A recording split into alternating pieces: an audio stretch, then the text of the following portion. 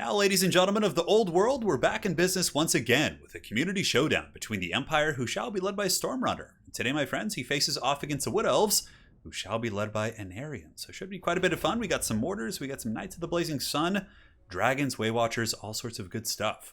Now for the Empire army, let's go ahead and take a look. Frontline is going to be swordsmen, no Sigmar Sons. You do often see those guys in this matchup, but baseline swordsmen can certainly do the trick. They're shielded, they're cheap, they will get beaten down pretty badly by dryads, but against Eternal Guard and like baseline infantry, they can do okay. And really for the Empire, the front line isn't usually what wins in the engagements, although, circumstantially you can bring Volkmar the Grim with like Flagellants, but it depends on the matchup. So frontline is going to be swordsmen into the sunset. Well, not really, there's only 3 of them. It's going to be Marcus Wolfheart as well, so this should be an interesting skirmishing phase for sure. He's got 180 range, and the Glade Lord on the Dragon does have 190, so a little bit of an edge there to the Wood Elves, no surprise. I would imagine they have better eyesight and a little bit more proficient with the bows, but he does have the net, which is certainly going to be giving the Wood Elves a taste of their own medicine. He does also have the focus shot as well as the Ember bow, so very, very proficient at sniping is Marcus Wolfheart. For the rest of the army, it's going to be huntsmen, so it looks like here there are going to be 3 huntsmen in total. Anti-large and certainly pretty decent against a number of targets on the Wood Elf roster. Wild Riders, some of the eagles, the dragons, all those different characters. And I'm curious to see how they'll do against Waywatchers in a vacuum. I think 1-to-1 a huntsman probably would lose to a Waywatcher, but they are in a loose formation as well, which is quite neat. Whereas units that are more tightly packed are going to be taking a little bit more damage from that type of bowfire. In the back, it's going to be Empire Knights, and Knights of the Blazing Sun, backed up by a Fire Wizard. So going in pretty balls deep here on the fire magic. Burning Head, of course, pretty good against Dryad and Eternal Guard lines and static archer formations. And he does have the Flaming Sword of Ruin, as well as Fireball and Double Mortar. Mortars, of course, have been a lifelong staple against the Wood Elves. Very, very common pick. And of course, spamming Heavy Cav in the form of Empire Knights, Chaos Knights, you name it, has always been one of the more kind of go-to builds against the Wood Elves. So for the Wood Elves here, we do have the Glade Lord, probably going to be popping an Arrow of Kurnus, and this is one of the reasons why I like to actually bring a Mortar Wagon or a Hellblaster Wagon every now and then, because it does avoid the Arrow of Kurnus sniping. But for the Wood Elf army, it's going to be pretty aggressive, actually. Not going to be sitting on its laurels here. It's going to be Eternal Guards and Dryads, and it's going to be Glade Guard with Starfire Shafts. So interesting. So triple Glade Guard and a triple Waywatcher. All right, that's a pretty deep investment. My only concern for this Wood Elf army is going to be defending all this. Empire is coming in with 4 heavy cav, so he's going to have super good dragon play, really good Praise of Anathrema, really good spear screening as well, in order to protect this very, very expensive firing line. But if it's able to fire unimpeded, it's going to be a very bad time for the Empire. And of course, a Praise of Anathrema caster, or a Lord up here in the sky, which of course snares targets and makes them take more damage. We have a Spellsinger of Life, and let's go ahead and see what else is lurking in the shadows. For the Empire back here, we have some Pistoliers, and more Pistoliers here as well. Decent skirmishing tools, also not bad in melee, certainly can pressure Waywatchers. And now the battle is underway. So here you can see the Huntsmen are going to be opening up on the Dragon, but the Dragon probably will start juking and or pull back, and will most likely take minimal damage. But the Mortars are really staying in here. Oh man, this some brutal work here on the Glade Guard with the Starfire Shafts. And that's one of the reasons why I really do think if you're playing against a faction like Vampire Coast or Empire as Wood Elves, I really like either Waywatchers or Deepwood Scouts. The stalk ability allows you to get very close, and oh no, here comes a Praise of Anathrema already, right out of the gates on Marcus, and there's no healing on this Empire roster. This could be super painful. Yeah, and you can see the damage coming in, but it's not as much. It looks like Marcus is a pretty small target. Here comes another volley. I would imagine he's probably going to turn and run, taking those shots like an absolute champion. Certainly making Warhammer live up to its fantasy name here, as he takes like 1,000 arrows right in the face. And he's going into melee!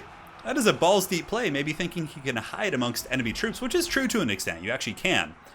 Marcus is going to be getting pounded pretty bad. Pistoliers in the back are coming in, and it looks like one group of the Glade Guard are taken out. And the Praise of Anathrema actually used in the back, so he does use it here.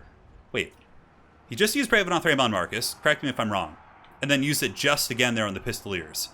Am I taking crazy pills here?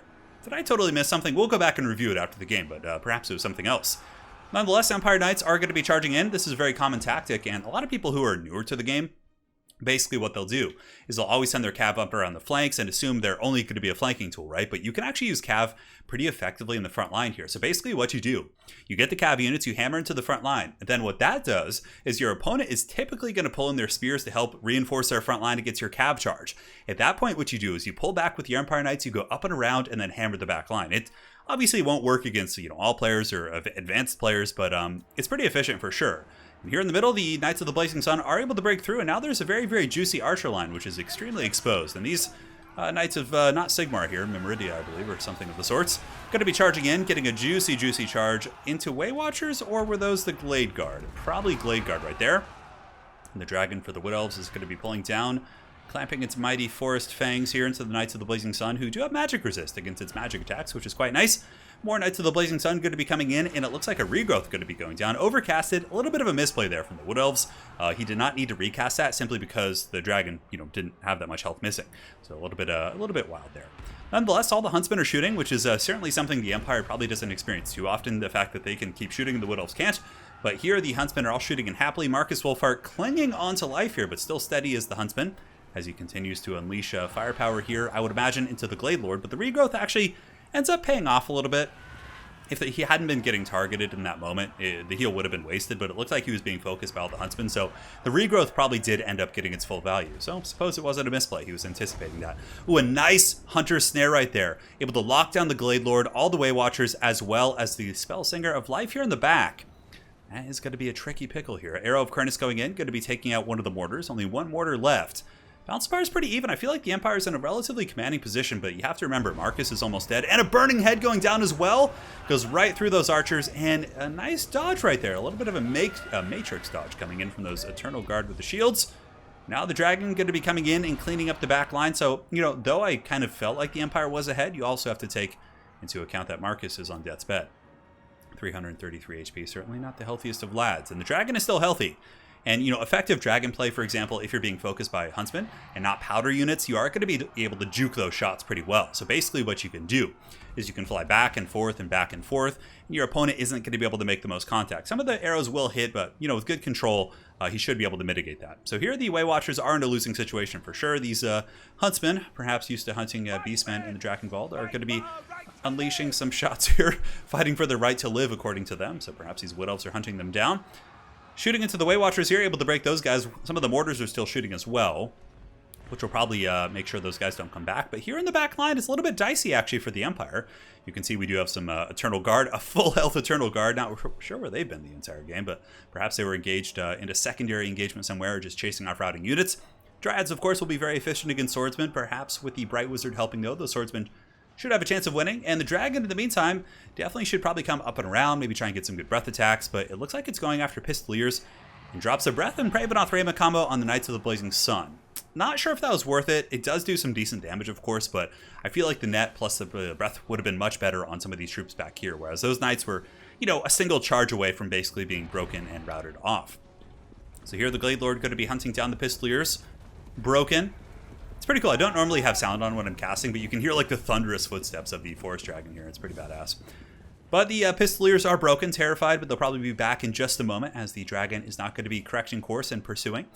The Eternal Guard fighting in the front line. Well, what's left of the front line against some of the Empire Knights should have an okay trade there. They are also shielded, and Eternal Guards themselves do have silver shields, so they're going to be pretty durable against this type of missile fire. But still, it's a volume thing at this point. You have 2 mortars, well, 3 mortars plus 1, so 4 in total shooting at you. That's going to be enough to break anyone. Dragons coming in. Marcus Wolfheart is... Oh no, Marcus is back! And that's really, really bad for the Wood Elves. That means he probably has another focus shot, maybe another Ember Bow, both of which could take massive amounts of HP off that Glade Lord up here in the sky. So turning out to be a very scrappy game. Something to note for the Empire is they're running a little bit low on ammo. Huntsmen here are at about 5% ammo. The other ones here are at about 20%. So if the Dragon's able to focus down the ones that do have ammo, the mortars aren't going to really do much against a big old Dragon. Eternal Guard too are going to be tough to break. They're a very high leadership infantry unit, especially for the cost. One of the, the things I noticed when the Wood Elves first came out was like, man, those Eternal Guard for the cost are pretty damn good at holding. But here comes the bow shot from downtown. It does so much damage. And you can see the balance of power does ebb into the favor of the Empire. That one misplay there of not chasing off Marcus Wolfheart could potentially cost the Wood Elves the game. Because honestly, I feel like, oh, and another direct hit. The Huntsman living true to his name. The double 1-2 pound here on the Dragon. Oh, look at that. And a blasting scroll going up. What a sequence of events. Because really, I thought the Wood Elves were going to come back in that game. They had Eternal Guard. They had a healthy Dragon with 2,000 plus HP.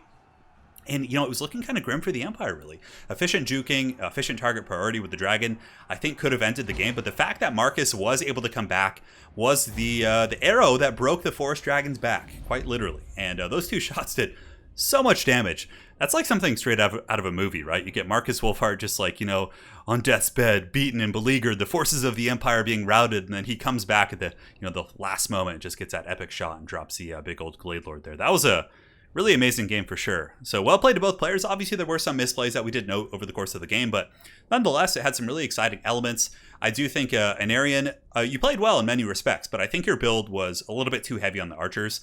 Honestly, if you're going to go with triple Waywatcher, they'll do all the missile play you need. Just cut the Eternal Guard with the Starfire Shafts. Let's see. Pretty infantry heavy as well. I think that might be a little bit overkill in that respect. Like maybe 3 Eternal Guard and 2 Dryads, right? Or maybe even just like Dryads in the front line. Then you can cut two Eternal Guard. I was like getting Kernus and Eternal Guard mixed up in my head. But you could cut 2 Eternal Guard, 3 Glade Guard with Starfire Shafts, and from there you can get like some Wild Riders for battlefield control. You can get some Azrai Spears to defend your backline against a heavy cav. You really can just bank on the Waywatchers. And, for example, had the Waywatchers not been compromised by heavy cav, had you been able to defend them more effectively, it would have been a very different game for sure, because they hit like trucks. They carry games, extremely good stuff. But the Glade Guards were, not super efficient, and they did, really impede on your ability to defend your back line, which, of course, against Empire, any faction that has good heavy cav, it's really going to come back to bite you. But nonetheless, well played, guys. So hopefully you guys enjoyed this glorious showdown between the Empire and the Wood Elves. Marcus Wolfhard with that TV moment right there. Quite a bit of fun to see. And thank you to Stormrunner for sending in the replay. So until next time, guys, hope you all stay safe in these dire times. And have an excellent night, guys, and take care.